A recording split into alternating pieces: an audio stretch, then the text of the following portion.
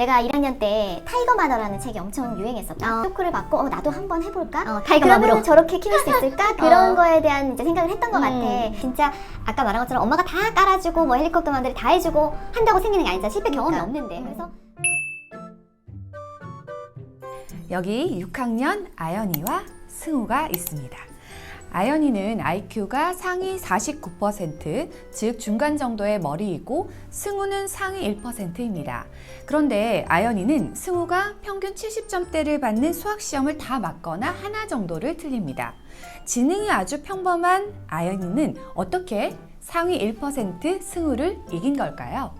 아연이는 친구들이 단원 평가를 한 10분이나 20분을 보고 딴짓을 할 때 몇 번씩 이제 문제를 점검하고 40분을 모두 채운다고 해요. 그리고 일주일에 2편 정도만 내면 되는 일기 숙제도 매일같이 해서 선생님께 검사해 달라고 제출을 한다고 합니다. 아연이에게는 이렇게 열심히 하는 것 외에 어떤 특별함이 있는 걸까요? 자, 그 해답이 바로 이 책에 있습니다. 오늘 소개하는 초등 공부 습관 바이블은 그 웬만한 교육서 여러 권 대신 저는 이 책 한 권을 꼭 읽어보시라고 추천드리고 싶습니다. 유튜버로도 알려진 어디든 학교의 17년차 초등교사 하유정 선생님의 책인데요. 그 교실 현장에 아이들의 실제 사례들이 가득 담겨 있어서 내 아이의 모습만이 아니라 다른 수많은 친구들의 모습을 이해하고 또 학교 교실의 모습들을 속속들이 볼 수 있는 그런 책입니다. 이 책은 제가 일주일에 걸쳐서 아주 천천히 읽게 됐던 책입니다. 왜냐면 책 안의 내용들을 보면서 읽고 그리고 중요한 내용들을 메모하고 그리고 각각의 사례들을 저희 아이들과도 또 접목을 시켜가면서 내가 이 상황에는 어떻게 하면 되지? 라는 부분들이 좀 부족했던 것들을 잘 정리해서 그런 상황이 됐을 때 다시 놓치지 않고 잘 적용해 봐야겠다라는 생각이 들었던 책이기 때문입니다. 결국 해내고야만은 아이, 평범한 아이를 비범하게 만드는 4가지 핵심적인 방법 궁금하시죠? 책의 내용과 함께 소개해 드립니다. 자, 그 첫 번째입니다. 첫 번째는 바로 긍정성입니다. 나는 잘할 수 있다라고 아이가 스스로 믿는 것인데요. 이 긍정성은 공부 정서 또한 결정합니다.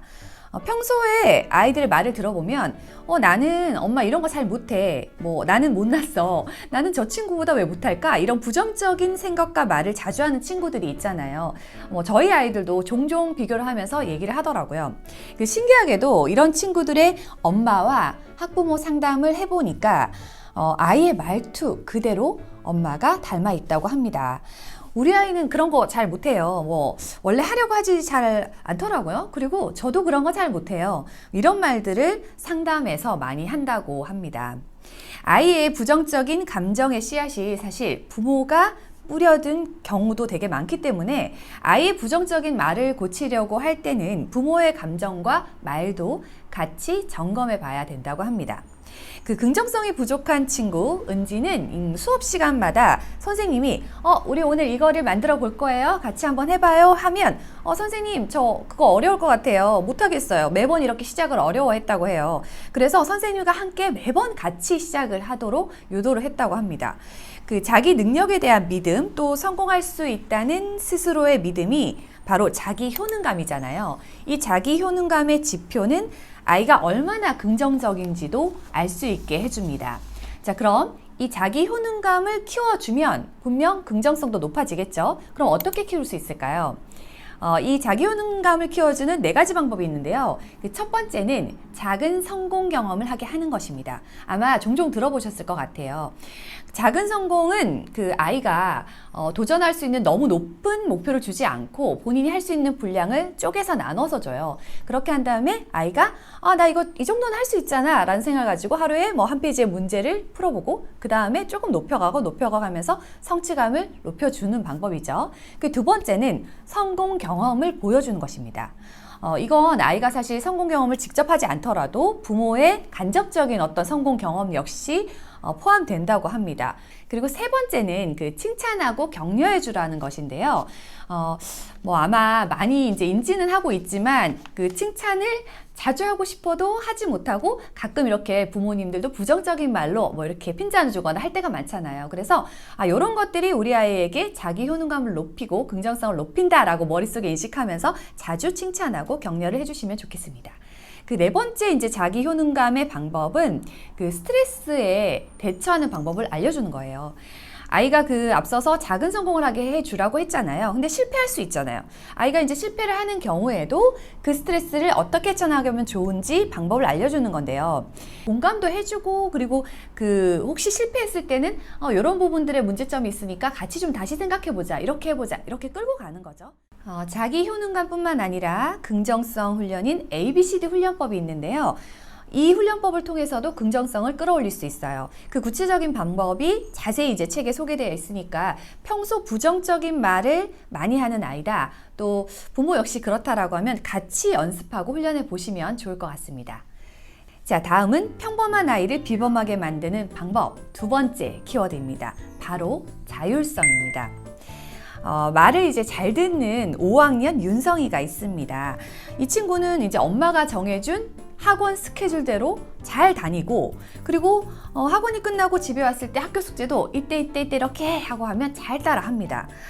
그리고 그 윤성이가 이제 엄마 말을 다 듣고 나면 보상 차원에서 게임을 조금 하게 해주는데, 이때만이 윤성이가 유일하게 자율성을 갖는 시간이죠. 게임 안에서는 아이가 어떤 아이템을 선택하고 게임을 선택하고 하는 것들을 엄마가 간섭하지 않잖아요. 그래서 윤성이 같은 친구가 사실 아마 많을 거예요. 우리 부모 세대보다 요즘 그 헬리콥터 맘이라고 불리는 그런 분들이 많잖아요. 그래서 자율성은 아이가 스스로 선택할 기회를 많이 갖고 결정을 해봐야 커지는 능력인데, 이 모든 것들을 지금 부모가 우리가 대신해주고 있기 때문에 아이들의 자율성을 키워주기가 좀 어렵죠. 앞으로 자율성은 미래의 역량의 핵심이 될 거예요. 벌써 기업들이 개인들의 자율성과 권한, 책임을 같이 주고 있어요. 그렇게 이제 자율성이 좋은 결과를 내고 있다는 걸 구글이나 페이스북 이런 데서 증명을 하고 있잖아요. 지금껏 혹시 엄마 주도였다면 이제부터라도 아이 주도로 바꿔야 합니다. 이 책에서는 공부 주도권을 아이에게 이전하는 로드맵을 알려주고 있습니다. 먼저 1단계는 공부를 해야 하는 이유를 설명하기부터 2단계 공부 방법을 구체적으로 알려주기, 그리고 3단계는 자율성을 지지하고 실제 가이드들을 제시해 주고 있습니다. 이 외에도 자율성이 부족해서 엄마에게 모두 다 해주세요 하는 아이, 그리고 사소한 것도 매번 이제 허락을 구하는 그런 친구, 또 이제 자기 결정대로만 하려고 떼쓰는 친구, 시키는 건 다 뭐든지 다 하기 싫어 하는 친구들이 있잖아요. 이 모든 방법들, 그리고 사례들에 따라서 어떻게 자율성을 높여가는지 구체적인 해결 방법들을 제시해 놓고 있습니다. 자, 다음은 세 번째입니다. 세 번째는 그릿, 바로 근성입니다.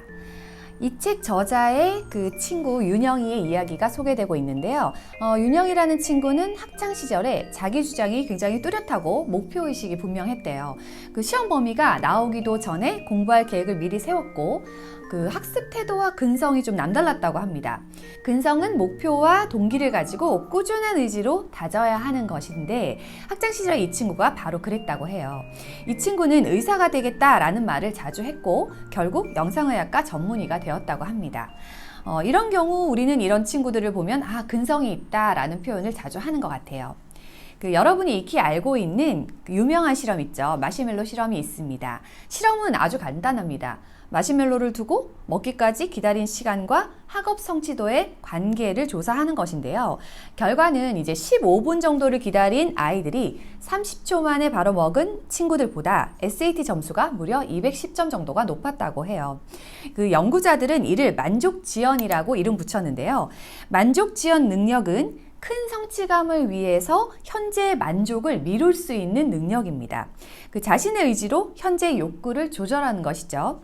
이를테면 하기 싫은 숙제를 미루지 않고 바로 제때 하는 것, 그리고 숙제가 끝나기 전에는 게임을 하지 않고 기다리는 그런 것들이죠.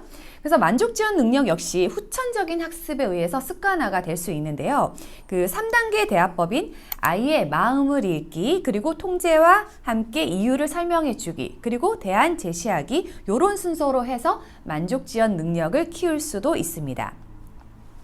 공부 근성이라고 해서 근성 중에서도 이 공부 근성 역시 연습을 통해서 후천적으로 습관화할 수 있습니다. 구체적으로 책에 이제 소개된 많은 방법들을 통해서 아이의 근성, 그릿을 한번 키워보시기 바랍니다. 평범한 아이를 비범하게 만드는 마지막 방법, 뭘까요? 바로 회복 탄력성입니다. 쉽게 말하면 넘어져도 다시 일어나 나아갈 수 있는 오뚜기 같은 그런 힘을 말하는 거죠. 이 회복 탄력성을 키우려면 핵심은 실패 경험을 가져야 하는 것인데요. 실패를 경험하지 못하게 앞서서 이제 부모가 모든 위험 요인을 제거하고 실패를 하지 않게 하면 아이는 당연히 실패 경험을 갖지 못합니다. 그렇게 되면 이제 실패를 극복하는 과정을 겪어보지 못하잖아요. 그래서 실패 과정을 겪지 못한 친구들은 회복 탄력성을 절대 가질 수 없게 되는 거죠. 아이가 사실 시험을 좀 망쳐보기도 하고, 지각을 하기도 하고, 그리고 노력을 열심히 했는데도 안 좋은 결과를 받아보기도 하고, 그리고 친구와 사이가 나빠져서 그 갈등 관계도 한번 느껴보기도 하고, 이런 모든 이제 경험들이 중요합니다. 흔히 요즘 애들이 결핍이 없잖아, 어려움이 없잖아, 이런 얘기들을 많이 주위에서 하고 있습니다. 일부러 아이에게 결핍을 준다거나 실패를 하게 하는 게 사실 쉬운 건 또 아닌데요. 그래도 아이에게 스스로 의사결정을 하고 또 그 의사결정에 대해서 책임을 지게 한다거나, 그리고 아이가 실패하는 게 뻔히 보여도 참고 놔두는 필요를 느끼게 됩니다. 만약에 아이에게 그 실패 경험을 직접적으로 줄 수 없는 상황이라면요, 간접적인 실패 경험도 괜찮다고 해요. 앞서서 말씀드린 부모의 성공 경험을 보고 배우는 것처럼 역시 실패를 부모가 해요. 그럼 옆에서 그 과정들을 보게 되잖아요. 그 과정을 보면서 아이가 간접 경험을 통해서 본인이 어떻게 하면 되겠다라는 것들을 되새긴다고 합니다. 그래서 이 역시도 회복 탄력성에 도움이 됩니다. 어쨌든 이제 회복 탄력성의 첫 번째는 실패 경험을 갖게 하는 것이고요. 그리고 두 번째 필요 요건은 어떤 상황에서도 아이를 부모가 믿고 지지해 주는 것입니다. 그 아이의 버팀목이 되어서 실패와 좌절을 겪어도 든든한 지지자가 되어 주시면 좋겠습니다. 자, 앞서서 소개해드린 4가지 능력, 바로 긍정성, 자율성, 그리고 근성, 회복 탄력성, 이 4가지 능력은 모두 비인지 능력에 들어갑니다. 인지 능력은 우리가 흔히 알고 있는 IQ 이런 것들인데요. 인지 능력뿐만 아니라 이런 4가지의 비인지 기술, 비인지 능력이 정규 교육을 통해서 이수하는 교육적 성취에 중요한 역할을 한다라는 것을 그 콜롬비아대 데니엘 벨스키 교수가 그 네이처 제네틱 논문에 발표를 했습니다. 유전적인 영향 중에서 인지 능력이 43%, 그리고 비인지 기술, 비인지 능력이 57%가 교육 성취도에 영향을 미친다고 합니다. 자, 이렇게 4가지 그 비인지 능력을 키우면 우리 아이도 비범한 아이가 될 수 있습니다. 당장 지식을 하나 사실 넣어주는 일보다 초등 때는 아이의 그릇을 좀 키우고, 그리고 성장형 마인드셋을 이렇게 길러주는 것이 훨씬 중요합니다. 이 책에서는 이 4가지 능력을 키우기 위해 부모가 어떻게 해야 되는지 구체적인 아이의 사례들을 들어가면서 설명을 해주고 있기 때문에 와닿기도 하고 우리 아이에게 직접적으로 접목할 수 있는 내용들이 많아서 잘 이렇게 메모해 두셨다가 그때그때 상황에 맞춰서 말과 행동, 그리고 진행 과정들을 좀 체크해 보시면 좋을 것 같습니다. 자, 오늘 이렇게 비인지 능력 4가지를 소개해 드렸는데요.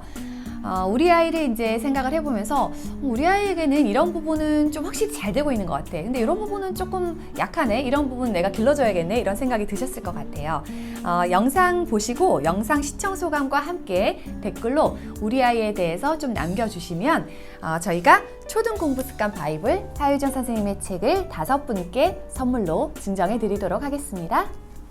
내가 1학년 때 타이거 마더라는 책이 엄청 유행했었다. 그래서 나 처음에 그 책을 읽고 너무 쇼크를 받았어. 세상에 이렇게 부모의 역할이, 엄마의 역할이 이렇게 아이들을 리드할 수 있는가? 나도 한번 해볼까? 타이거 그러면 맘으로. 저렇게 키울 수 있을까? 그런 거에 대한 이제 생각을 했던 것 같아. 그리고 우리는 그런 식으로 부모님한테 안 배웠기 때문에 맞아. 나한테는 새로운 시도 그치, 같은 신선하지. 그런 느낌이었다. 근데 내가 그래서 너를 그렇게 키워보려고 했어. 근데 너가 그렇게 안 되더라. 그렇게 얘기를 했는데 1학년 때 이제 영어학원을 가려면 학교에서 내가 그 교문 앞에 기다리다가 데리고 학원으로 데려가는 가야 이제 돼. 그랬는데 언젠가부터 얘가 되게 늦게 나와. 그래서 내가 막 속이 터졌거든. 왜 이렇게 안 나오냐, 늦는다. 그랬는데 자기는 가기가 싫어서 도서관에도 들렸다 오고 어디를 들려서 시간을 보내고 왔다는 거야. 일부러. 그걸 지금이서야 이제 얘기를 한 거야, 나한테. 그래서 내가 어제 되게 또 그것도 쇼크를 받았는데 역시 내가 생각하는 것처럼 자식은 안 되고 그리고 그 아이들이 그때는 그런 게 되게 좋은 방식일 수도 있고 새로운 화두였을 수도 있고 맞아. 내가 교육을 하는 데 있어서 되게 포인트를 잡아줬다면 지금은 네가 오늘 소개해준 것 중에 정말 빈지 능력 같은 것도 내가 지금 중요해졌지. 중학교 3학년까지 키워보니까 진짜 중요한 건 회복 탄력성이고 맞아. 진짜 중요한 건 그런 이제 IQ나 그런 것보다는 내가 어떻게 계속 이어나갈 수 있는 그치. 생기랑 노력을 근성 이런 할 수 거지. 있느냐 맞아. 그런 걸 많이 느끼거든. 그러니까 회복 탄력성이 진짜 아까 말한 것처럼 엄마가 다 깔아주고 뭐 헬리콥터 만들이 다 해주고 한다고 생기는 게 아니잖아. 실패 경험이 그러니까. 없는데. 그래서 그런 아이들이 성장해서 대학교나 아니면 사회에 나갔을 때 이제 큰 문제가 생기는 거야. 그러니까. 그래서 실패를 그 책에도 그런 게 있는데 안전하게 학교 안에서 또 집 안에서 이렇게 안전한 상태일 때 많이 실패해보고 실패를 이겨낼 수 있는 힘을 기르는 게 되게 중요하다는 근데 생각을 그걸 하지. 보기가 왜 이렇게 힘드니? 그치. 이제 꾹꾹 참아야지. 부모가 그래서 정말 앞서서 꼭 다 해주나 한 발 앞서서 엄마가 꼭 해주니까 음. 그런 거를 하지 않고 뒤에서 그냥 지켜봐 주는 거를 진짜 참고 해야 될 것 같아.